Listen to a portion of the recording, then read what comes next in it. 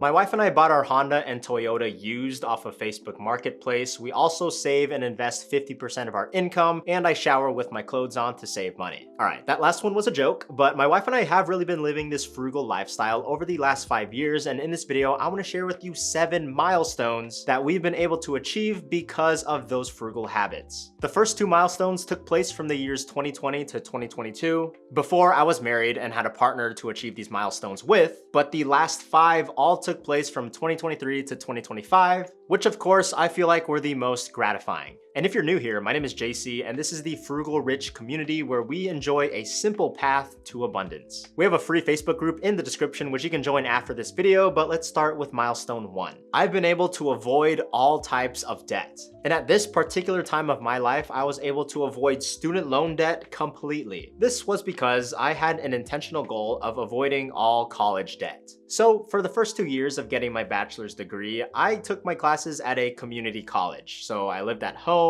I didn't have a popular football team nor any school pride really, but I was able to get my associate's degree at a fraction of the cost. But when I eventually moved on to a university, all right, for the next 2 years of college, I was able to do it pretty simply. I lived on a futon for the first semester in a friend's apartment, and then eventually I moved in with roommates where my living costs were only around $500 a month. Nothing glamorous, nothing to brag about, but I was able to get my education and still have a social life without having to spend thousands of dollars a semester. And ultimately, I am so glad for making those decisions because once I graduated, I wasn't in some hole that I had to dig myself out of. Heck, I could literally just build up from there, all right? And that led to milestone number 2, which was building a full emergency fund. Back in 2020, that was the first time I ever created a zero-based budget. And if you don't know what a zero-based budget is, it's where you write down your expected take-home pay at the start of the month, and then you delegate where every dollar of that take-home pay is gonna go throughout the month.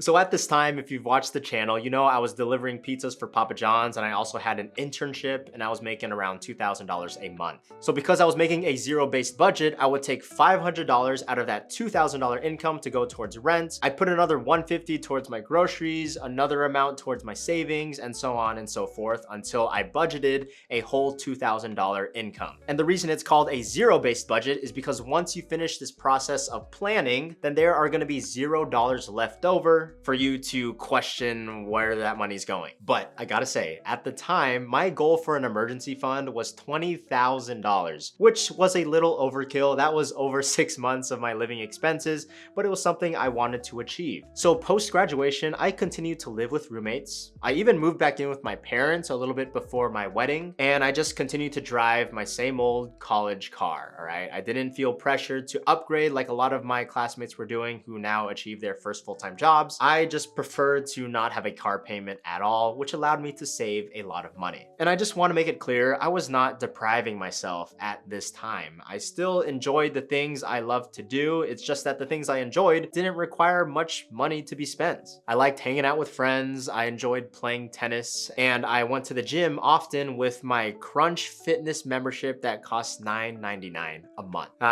Those were the good old days. And thankfully, by the end of 2022, right before the wedding, we were able to achieve that goal of having a full emergency fund. All right, now let's jump into the milestones from 2023 to 2025. I'm really glad that my wife also comes from a big saver background. In fact, she probably is more frugal than me looking at some of our latest expenses. But as we approached our wedding and our honeymoon, we started our planning process literally a year in advance. And this was more than just saying, let's set the date. This was like, let's actually find some of our vendors a year in advance. So that is why the third milestone is being able to pay for our wedding and honeymoon in cash. And just as a side note, your boy paid for that engagement ring while he was still in college. I still remember shopping for that ring while I was sitting in an accounting class. But looking a year ahead at the wedding itself, there was something my wife and I did that definitely helped us save and not go overboard. At least not completely overboard.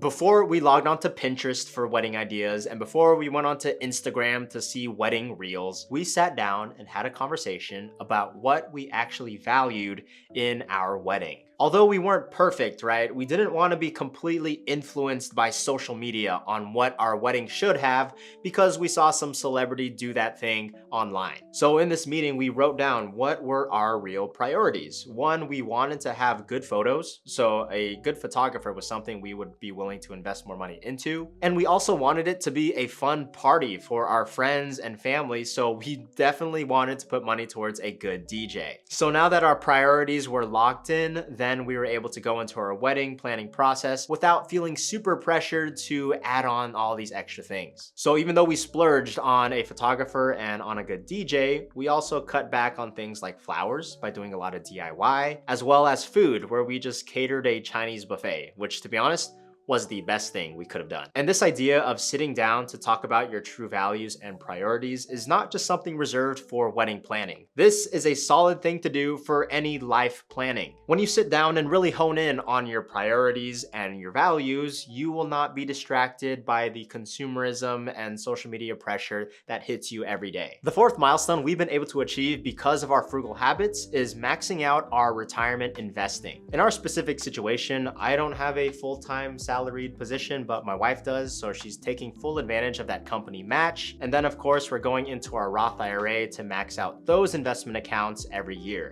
And if you're not so aware, the Roth IRA is an investment account that you can start withdrawing from tax-free and penalty-free after you are 59 and a half. But because we do have a goal of retiring before that ripe old, okay, I'm not gonna say that, that's offensive. We are still going to contribute into a brokerage account, AKA something that's not just reserved for retirement age. And if you wanna talk more about investing and maximizing these investing accounts, make sure to subscribe because we are going to be making videos about that very soon. And I'll be honest with you guys, we are not actually investing as much as we really should be because there is one milestone that we're working on that I'm gonna mention at the end of this video. Milestone number 5 is because we live a frugal lifestyle, we can spend money on making memories. Ashley and I, we actually don't dine out that much, maybe once every 1 or 2 weeks. And we also don't really pay for local attractions like a $30 entrance fee to a botanical garden. Like,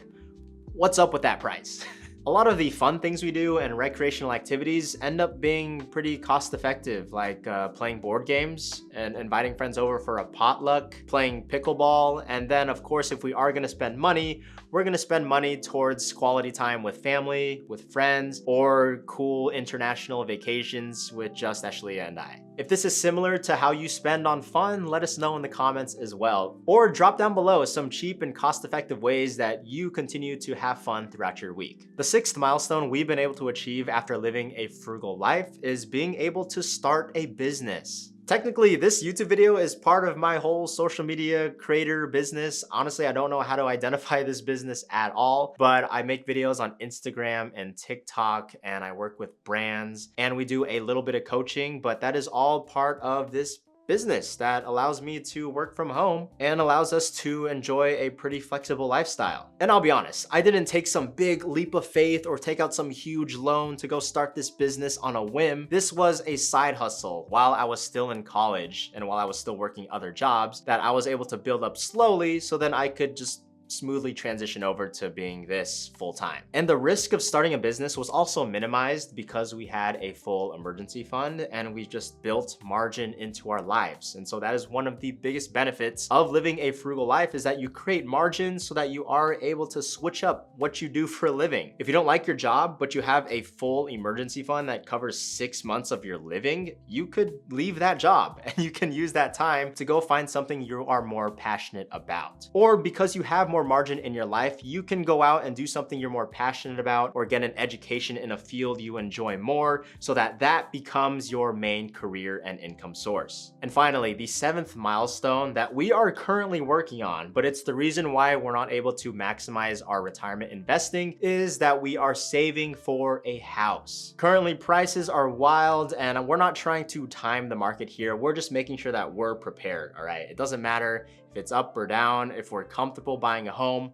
we're gonna buy a home, and we are not quite at that point yet. Just as a rough estimate, we are trying to save 20% for our down payment to avoid that PMI or private mortgage insurance. But of course, we're a community, we're here to learn from each other, so let me know in the comments, what was your strategy for buying your first home?